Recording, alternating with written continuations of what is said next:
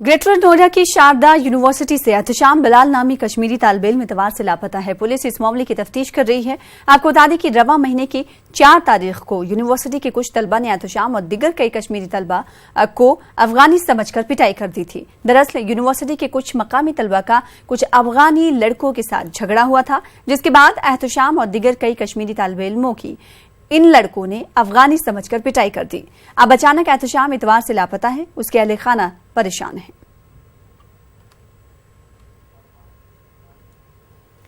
Madhya Pradesh assembly इंतखाबात में सियासी पार्टियों के रवैये ने मुस्लिम समाज को हाशिए पर खड़ा कर दिया है। सियासी पार्टियों की बेरहम बेरुखी जहां मुस्लिम समाज खुद को ठगा हुआ महसूस कर रहा है, वहीं मुस्लिम तंजीमें सूबे की बड़ी सियासी पार्टियों को सबक सिखाने पर भी गौर कर रही हैं। यही नहीं, मुस्लिम, ओबीसी, दलित और आदिवासी समाज ने सियासी पार्टियों के खिलाफ नए महाज को खड़ा करने की तैयारी भी शुरू कर दी है।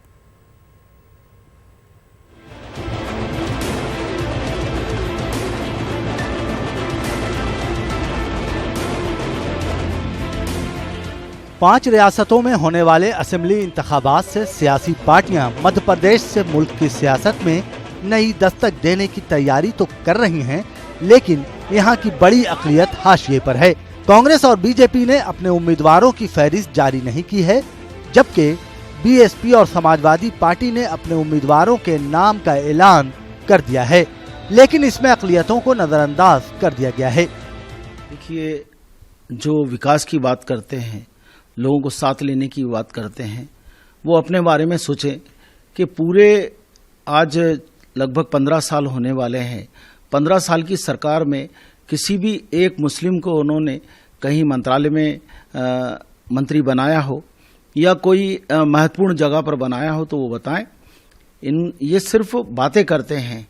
टाइम टाइम पे जो है उनमें हमारे चेयरमैन भी आए, मेंबर्स भी आए, सब आए, वो काम कर रहा है। अब अभी कुछ इदारे खाली हैं तो उसमें कोई काम तो रुक नहीं रहा है, काम बराबर से हो रहा है।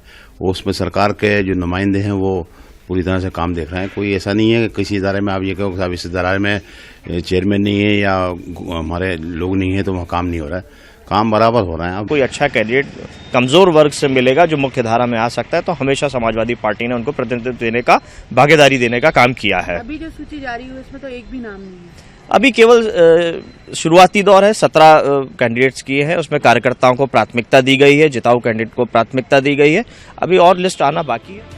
सियासी पार्टियों के रवैये से मध्य प्रदेश का मुस्लिम समाज हद दर्जे नाराज है। एसडीपीआई और ओबीसी महासभा ने बीजेपी और कांग्रेस के रवैये को देखते हुए एक नया महाज तैयार करना शुरू कर दिया है। इन दोनों पार्टियों ने भी, इन दोनों जो सेल हैं, इन्होंने भी मसाइल को दिलचस्पी पैदा नहीं की, बल्कि ये अपनी खुद की मफाद के लिए ये लोग लगे हुए हैं। मजबूर हो गए मध्य प्रदेश मुस्लिम विकास परिषद ने 12 सूत्रीय ज्ञापन दोनों पार्टियों को दिया जाएगा कि इस पर गौर किया जाए। तो ये हम जरूर कह सकते हैं कि रिस्पांस थोड़ा जो अगर आया है ज़मीनी तौर पर कहा जाए तो बीजेपी के लोगों ने इस पर मतलब एक रिएक्ट किया और उन्होंने कहा कि हम इसको देखेंगे। न सिर्फ मुसलमानों को बल्कि दलितों को भी, पिछड़ों को भी, आदिवासियों को भी हाशिए पे लाकर के छोड़ दिया है और उनकी कोई कदर नहीं की जा रही है।